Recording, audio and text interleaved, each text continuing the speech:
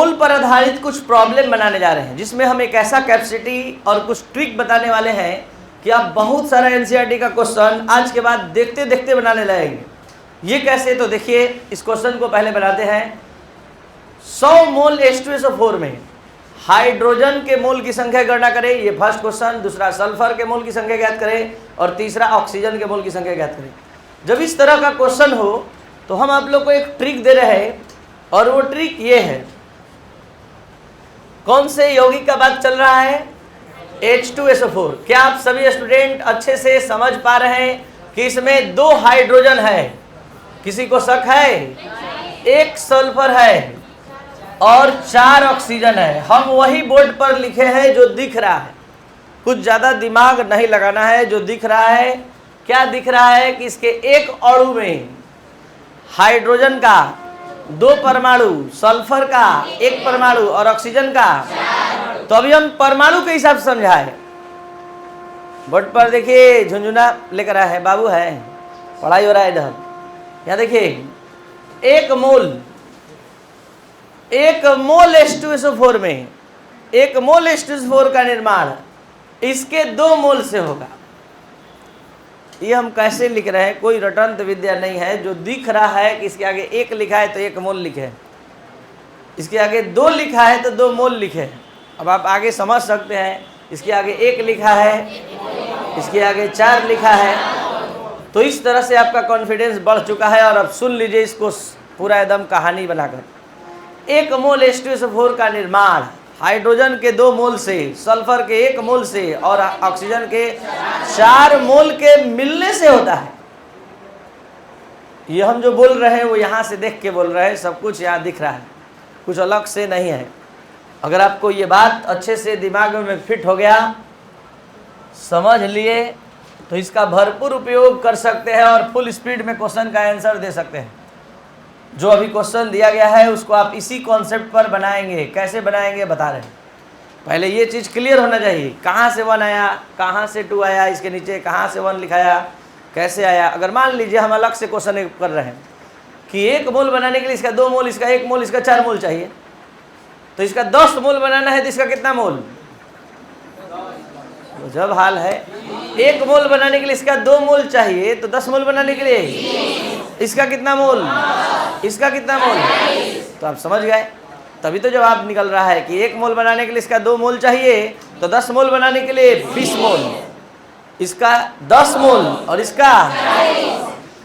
अब इसी तर्ज पर आपका ये तीनों क्वेश्चन है कि आपका क्वेश्चन है 100 मोल H2SO4 में। पहला क्वेश्चन कह रहा है कि हाइड्रोजन के मोल की संख्या ज्ञात करें। तो हम बढ़िया से जो देख रहे हैं वही लिखेंगे। क्या देख रहे हैं? हम देख रहे हैं कि 1 मोल H2SO4, 1 मोल H2SO4 में हाइड्रोजन का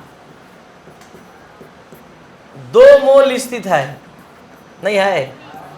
तो 2 मोल स्थित है, ये दिख रहा है।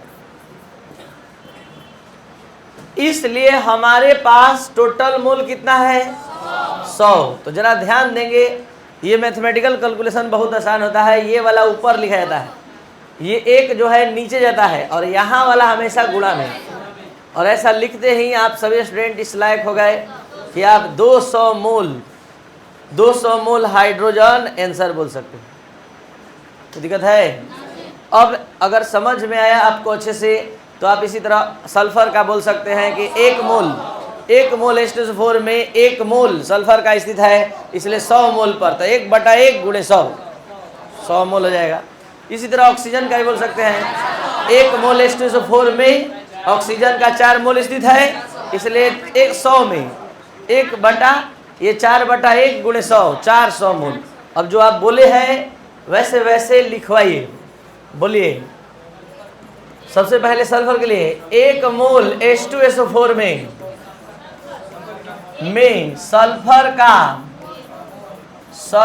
का 1 मोल स्थित है या स्थित होता है, दोनों बात लिख सकते हैं।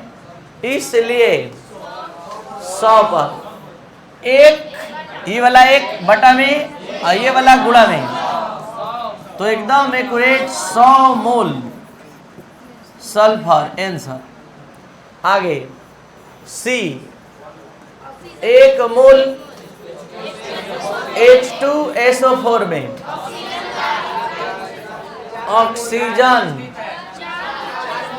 का 4 मोल स्थित है, इसलिए 100 मोल में कितना होगा?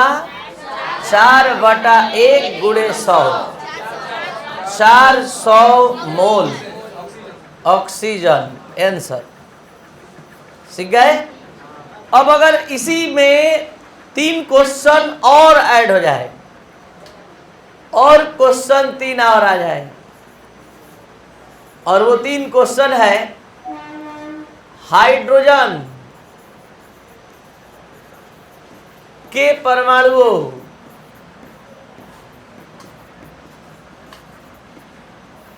की संख्या ज्ञात करें।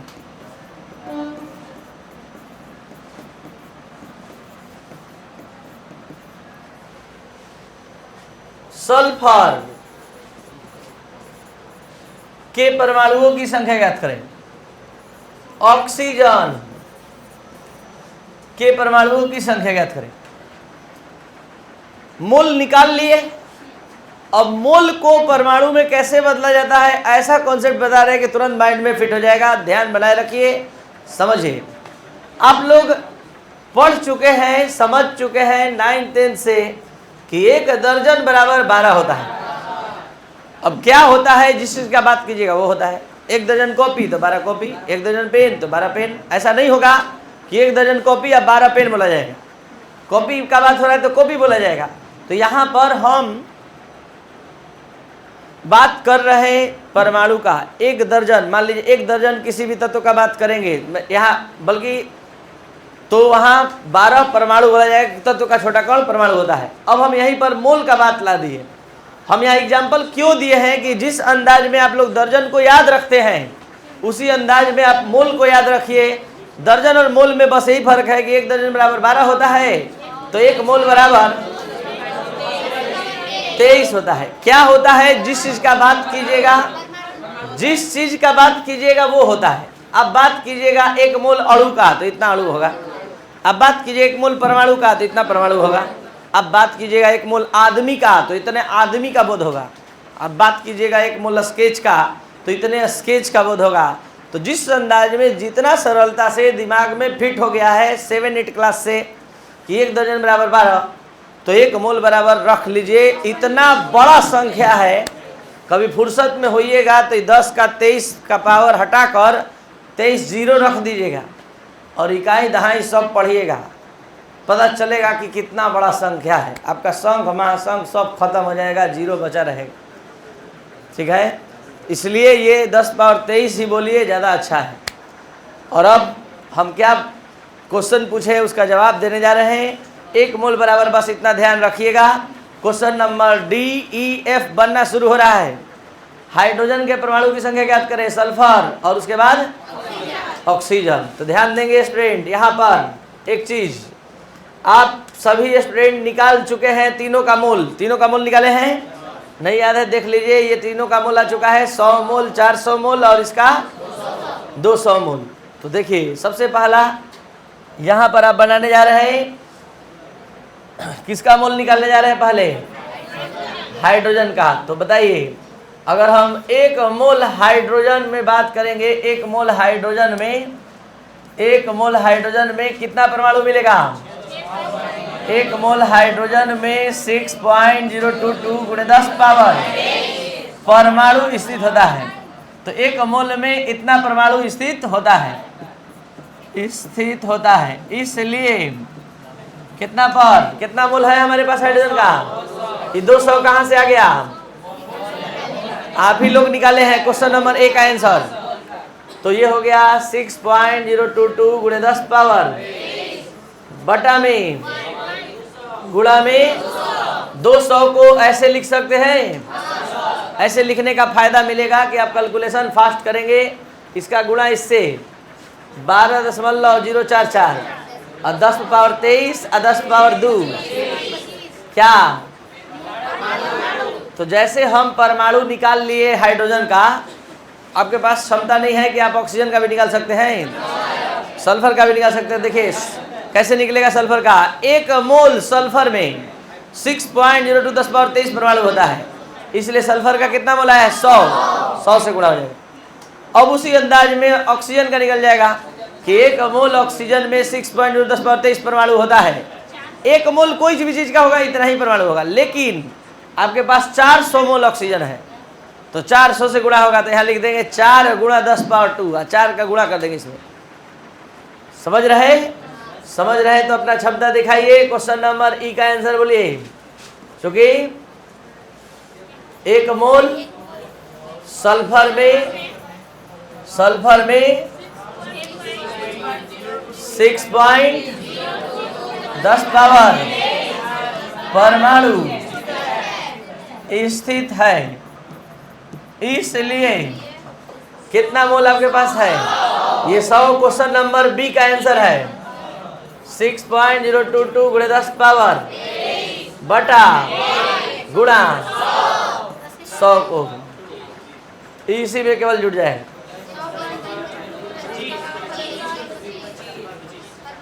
परमाणु किसका परमाणु का आंसर है? Last question. क्योंकि 1 मोल ऑक्सीजन में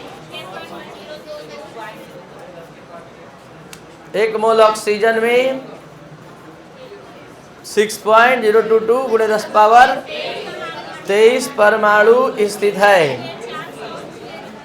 इसलिए कितना पर? 400 पर 6.022 गुणे 10 पावर बटा गुणा। ऐसे लिखने का फायदा मिलता है, कैलकुलेशन फास्ट होता है। 6 चौके 24, 24,088। आधार समान होता है तो पावर, आधार समान का मतलब ये है गुणा में आधार इस तरह से समान रहता है तो घातांक जुड़ जाता है। 23 + 2 परमाणु आंसर। तो ये था आपका आज का क्लास। अगर आपको अच्छा से ये समझ में आया पूरा वीडियो लेक्चर तो आप जरूर इसको शेयर और सब्सक्राइब करें। Thank you.